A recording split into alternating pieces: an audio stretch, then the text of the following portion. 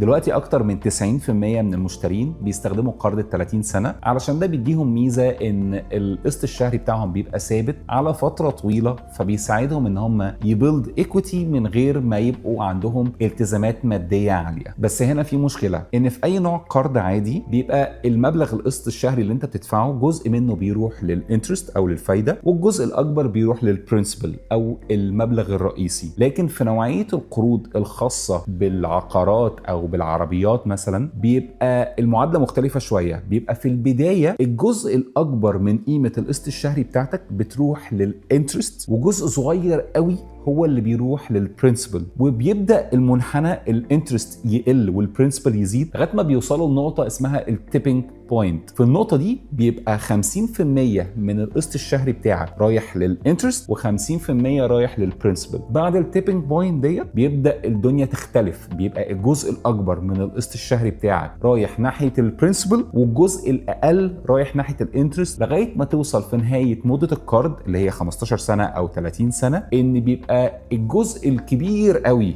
رايح ناحيه اساس القرض او البرنسبل، وجزء قليل جدا هو اللي بيروح ناحيه الفايده او الانترست. بس خليني اصدمك واقول لك ان النقطه بتاعه التيبنج بوينت دي انت بتوصل لها لو واخد قرض مثلا على 30 سنه بتوصل لها بعد 20 سنه تقريبا. طيب فين المشكله؟ المشكله ان في امريكا الشخص العادي بيحتفظ بالبيت لمده 12 سنه في المتوسط، ده قبل ما يبيع البيت او يعمل ريفاينانس. طبعا ده في بقيه الولايات ما عدا كاليفورنيا الشخص بيحتفظ بالبيت لمده 20 سنه، وده بسبب زياده اسعار البيوت في كاليفورنيا. فلو حسبنا ان التيبنج بوينت انت بتوصل لها بعد 20 سنه، فانت تقريبا هتكون لسه يا دوبك بادئ تبني 50% ملكيه في البيت، هتلاقي نفسك بتبيع البيت، فانت فعليا ما بنيتش ملكيه حقيقيه، او بمعنى اصح ما كسبتش مكسب كبير. طيب ايه بقى الحل؟ يعني انا في الفيديو ده جبت لك ارقام كتيره جدا، وانا عارف ان انت ممكن تكون صدعت مني او تهت مني من كتر الارقام. فانا في رايي انسب حل عشان تطلع بره الدوامه دي كلها انك تاخد قرض 30 سنه،